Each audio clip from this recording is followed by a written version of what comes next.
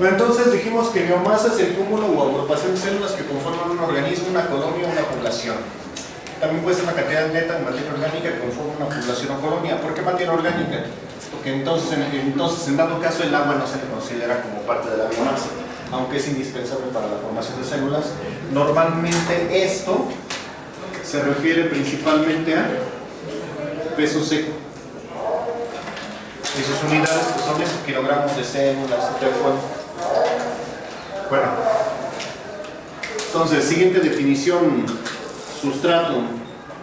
¿Qué es el sustrato? La fuente de nutrientes para la biomasa. Es la fuente de carbono y energía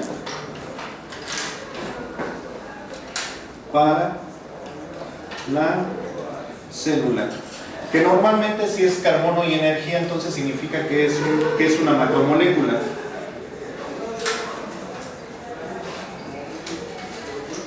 En el caso más pequeño de que sea eso, pues va siendo un carbohidrato, glicina, glicerina, alcohol, bueno, ya son esas macromoléculas, pero también pueden ser proteínas, polímeros, polisacáridos, alguna sustancia que le sirva ahí a la célula para obtener tanto el carbono como la energía.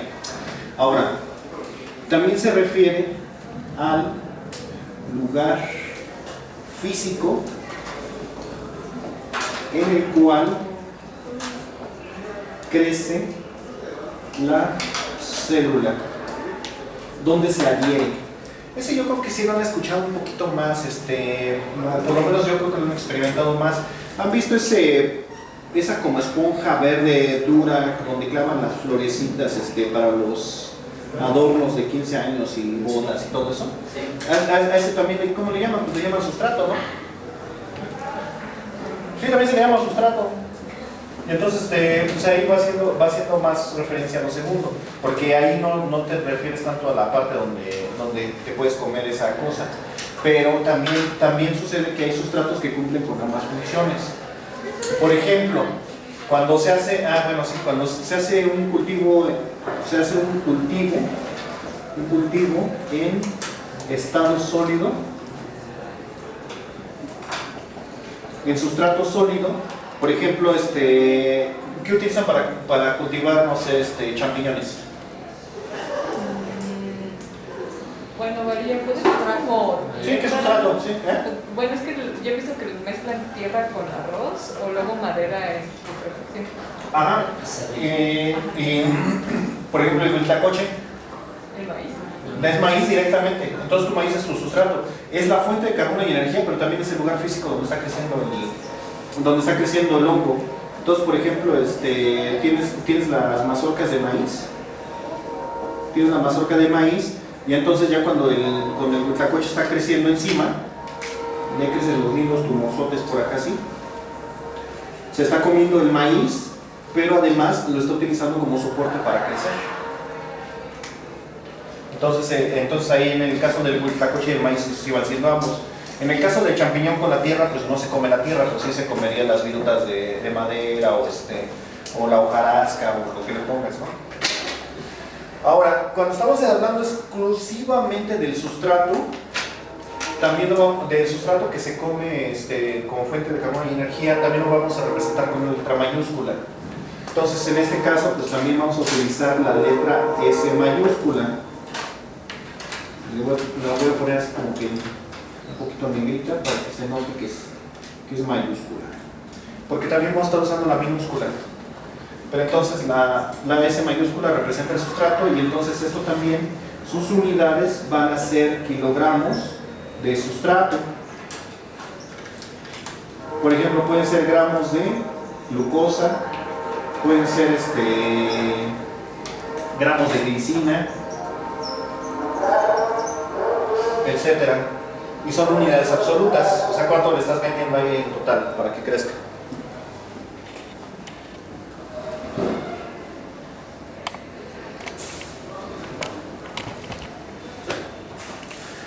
Vamos a otra definición, también muy conocida. ¿Qué es el producto?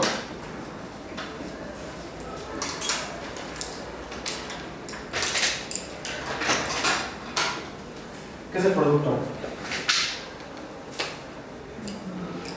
Sería el resultado del consumo de sustrato. El resultado del consumo de sustrato, o sea, ¿dónde termina la ruta metabólica, no? Entonces es el metabolito de interés por el cual se lleva a cabo el proceso. Y entonces, por ejemplo, entre los metabolitos más famosos, pues entonces tenemos, bueno, hay tres tipos de metabolitos, así como spoiler, ¿no? Metabolitos primarios, secundarios y lo que yo llamo terciarios. Pero ya me dijeron, no se llaman terciarios, entonces pónganle otro, si no. ¿Cuáles son los primarios? Los que se obtienen directamente de las rutas de crecimiento, iba a ser fermentativas, pero no todas son fermentativas, rutas de crecimiento, glicólisis, ciclo de Krebs, vía de la serina, ciclo del ácido abscísico, bla, bla, bla. Bueno, no es el ácido abscísico, sí, secundario. Entonces, por ejemplo, de estos de los primarios, ¿cuál conocen? Piruvato. ¿Cuál otro? Citrato. Todos, malato, succinato, fumarato, sí, todos esos. Malato, succinato, la. Ok, secundarios, ya les dije uno. Ácido. Ácido. Abscísico. El ácido abscísico. ¿El ácido abscísico cuándo se produce o qué? ¿O por qué se llaman secundarios? Porque se produce cuando deja de haber crecimiento. Hay veces que siguen creciendo, pero se siguen produciendo los secundarios. Se producen principalmente por estrés celular. Entonces, no están ligados al crecimiento. O sea, pueden no crecer y producirlos, pero pueden crecer y también producirlos. Entonces, sobre todo son aquellos que se producen por el estrés celular. Entonces, tenemos, por ejemplo, el ácido abscísico, tenemos, por ejemplo, también algunas toxinas. ¿Ah? ¿Los fenoles pueden ser? ¿O eso se polifenoles, incluso algunas vitaminas. Algunas vitaminas, sobre todo aquellas que tienen que ver con el estrés celular, entran ahí. Y bueno, y los otros, ¿cuáles serían los terciarios? Los que son estos los va a producir una sola vez en la vida para completar su ciclo de vida, o pues sí, normalmente para completar su ciclo de vida lo necesita para producir su ciclo de vida, para su ciclo de vida, ¿no? Vamos a ver una clase completa de metabolitos, nada más como spoiler. Entonces, por ejemplo, de estos tenemos a las famosas proteínas, las proteínas CRI de Bacillus thuringiensis. ¿Sí los han escuchado? Bueno, resulta que tienes un lindo bacilito, es el Bacillus thuringiensis. Este bacilo empieza a esporular, forma una espora. Forma una espora, vamos a separarlo, forma una espora. Luego, la espora, curiosamente, empieza a ser recubierta de un tipo de proteínas que se llaman CRI, de cristal, como las cristal, forma la espora y entonces ya se rompe la. Ya saben que esta fase de la célula, ¿cómo se llama esta fase de la célula? ¿Célula qué? Vegetativa.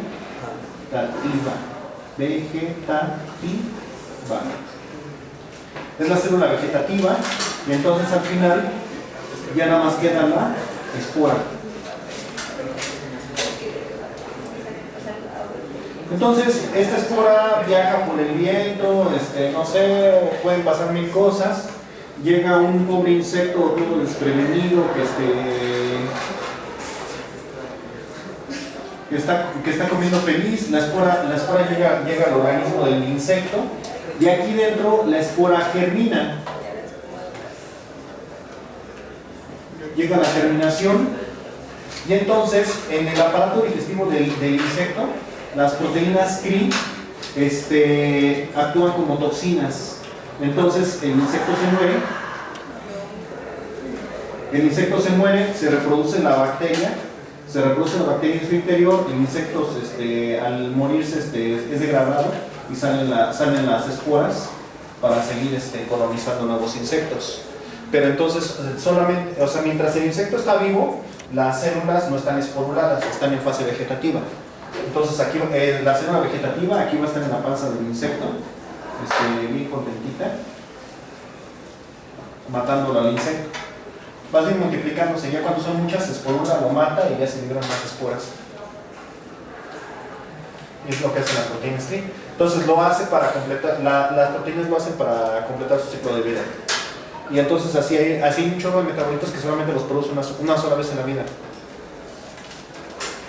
Y así como hay patógenos para estos, también hay patógenos para humanos. Por ejemplo, un bicho que hace esto es Clostridium botulinum. También hace lo mismo, esporula, y cuando hace la esporulación produce la toxina botulínica, y también la toxina botulínica lo hace para matar al huésped y ya.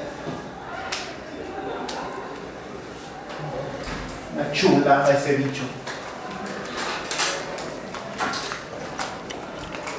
Y sí, no las vas a, o sea, no vas a poder tener un cultivo continuo de Bacillus thuringiensis produciendo tu toxina, sino que primero haces el cultivo, ya que tienes muchas células vegetativas, induces la esporulación y ya es cuando producen la toxina. Y entonces ya tienes tu bioinsecticida.